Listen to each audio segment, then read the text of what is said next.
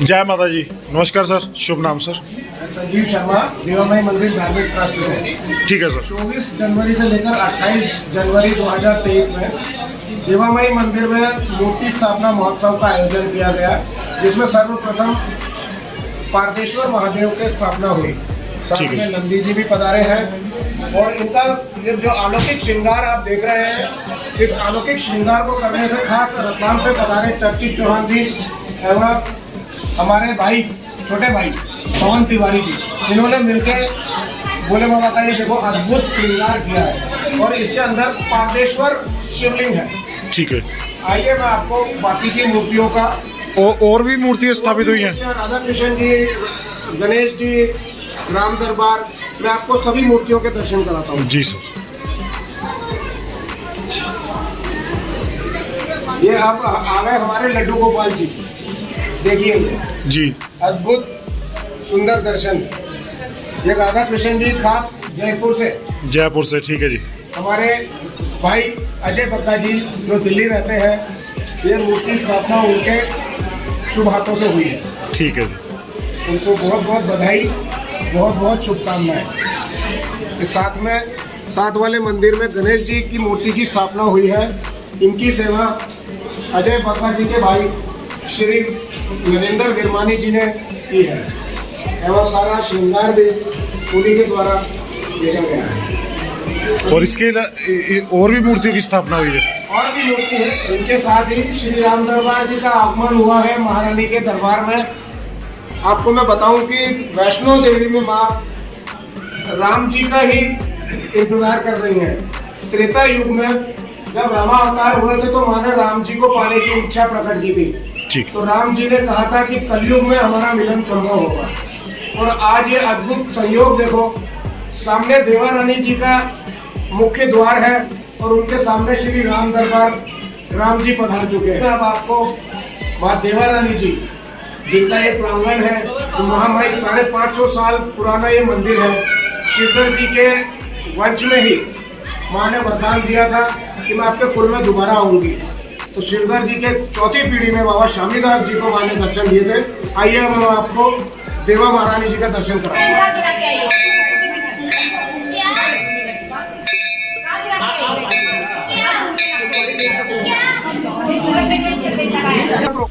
अब हम आ गए हैं माँ देवा रानी जी के दरबार में। 550 साल पूर्व माता रानी यहाँ आकर बाबा शामीदास जी के घर में विराजमान हुई थी। मैं आपको उनके बारे में थोड़ी सी बताता हूँ कि माँ यहाँ कैसे आई। ऊपर माँ ने श्रीधर जी को प्रकटा दी थी। श्रीधर जी ताउम्र माता रानी की सेवा करने वो भवन जाते थे और फिर शाम को वापस आते थे। माता रानी स्वयं उनको अपनी गुफा दिखाने के लिए साथ में लेके गई थी और माँ फिर उनको भक्ति से प्रसन्न होकर उन्होंने उनको दर्शन दिए थे। उनको वरदान दिया था कि पूरी उम्र आपका खानदान ही मेरी सेवा करेगा। श्रीधर जी रोज ऊपर जाते थे और उनकी सेवा करके शाम को नीचे आते थे। श्रीधर जी जब समय पूरा होने वाला था उनका, तब माँ से उन्होंने वरदान मांगा कि अब आगे हमारा नाता कैसे रहेगा। तो माँ ने उनको वरदान दिया था कि मैं आपके कुल में किसी न किसी रूप में दोबारा आऊँगी।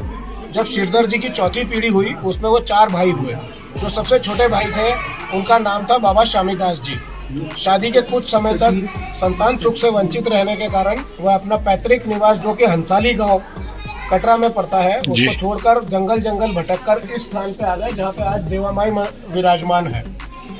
फिर यहाँ से वो 12 साल लगातार माता रानी की सेवा करने को ऊपर दरबार जाते थे और जो उनकी धर्मपत्नी थी वो यहाँ पे बैठ के माता रानी का ध्यान लगा के, माँ की जोत जला के माँ की ध्यान में बैठती थी।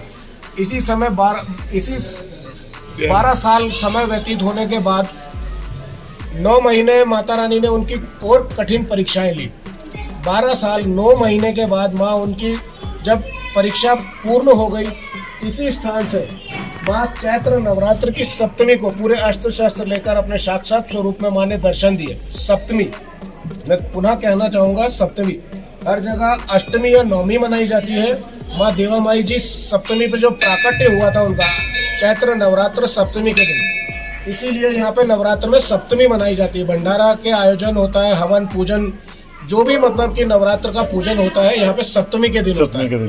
110 साल प्राकट्य के बाद माँ 110 साल इसी प्रांगण में अपनी छोटी छोटी सखियों के साथ, इन कोडियों के साथ खेलती थी। मैं आपको दिखा रहा हूँ ये कोडियाँ। माता रानी 110 साल अपनी छोटी छोटी, आप इस गेट के बाहर निकलेंगे मेन दरवाजे के बाहर तो एक लाल पत्थर शिला देखेंगे, उसके साथ ऊपर बैठ के माँ अपनी कोडियों के साथ, अपनी सखियों के साथ, इन कोडियों के साथ खेलती थी जी। 110 साल अपनी बाल लीलाएं करने के उपरांत अश्विन नवरात्र की सप्तमी को माँ इसी स्थान पे समाई। ठीक है। अश्विन नवरात्र मतलब प्राकट्य भी माँ का सप्तमी के दिन हुआ था और माँ समाई भी सप्तमी के ही दिन। जब माँ समाई तो फिर उसी समय ये दिव्य शिला प्रकट हुई जी। तब से माँ शिला के रूप में पूजी जाती है। माँ ने वरदान दिया था कि जो भगत ऊपर मेरे वैष्णो देवी नहीं जा सकता है वो मेरे यहाँ आके दर्शन करेगा, उसको भी वैष्णो देवी के दर्शनों का फल प्राप्त होगा। जी। तो माँ यहाँ ये 110 साल बाल लीलाएं की है माँ ने अपनी छोटी छोटी सखियों के साथ। जयकारा देवा माई जी दा, बोल साचे दरबार की जय। महारानी के आदेश के अनुसार 2019 में माँ ने अपने नवरात्र के जो 9 स्वरूप अपनी बहनों को यहाँ पे विराजमान किया है और दरबार की अपने माता रानी ने शोभा बढ़ाई है। आप सभी इन 9 देवियों के भी माता रानी के साथ दर्शन कर सकते हैं। आप सभी का माँ देवा रानी जी के दरबार में हार्दिक स्वागत है, हार्दिक अभिनंदन है। जयकारा देवा माई जी दा, बोल साचे दरबार की जय। बोल साचे दरबार की जय। ਤੇ ਦੇਵਾ ਮਾਈ ਜਿੱਦਾਂ ਕਿ ਅਸੀਂ ਹੁਸ਼ਿਆਰਪੁਰੋਂ ਆਏ ਤੁਹਾਨੂੰ ਸਾਰਿਆਂ ਨੂੰ ਪਤਾ ਆ ਤੇ ਪੁੱਛਾਂਗੇ ਭਾਈ ਉਹਨਾਂ ਤੋਂ। ਹਾਂਜੀ नमस्कार सर। जय माता दी। जय माता दी भाई। श्री देवा माई वेलफेयर सोसाइटी रजिस्टर्ड होशियारपुर की ओर से विशाल ग्रोवर जी, जय माता दी, अजय प्रेशर जी, अश्विनी गुप्ता जी, संजीव गुप्ता जी, राजन जी, पंकज जी, नैतिक जी, वरुण जी, बिंदरपा जी, ठीक है जी। जो कि इनकी टीम की वजह से जो आपको देखने को सारा कुछ मिला वो इनकी ही जो बिंदर जी ने पूरे अपना राजन जी ने पूरी लाइट वगैरह लगाई। अभी आगे पंकज जी बोलेंगे।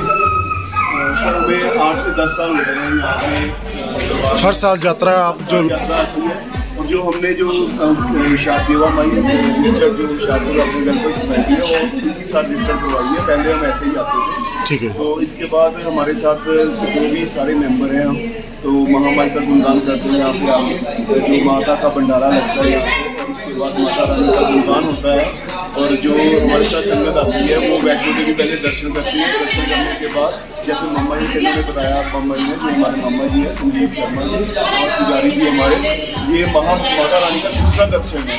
अगर कोई आदमी ऊपर नहीं जा सकता किसी भी कारणवश तो वो यहाँ पे भी आके अगर माथा टेक लेगा तो उसी को वही फल मिलेगा जो वैष्णो देवी दरबार से मिलता है।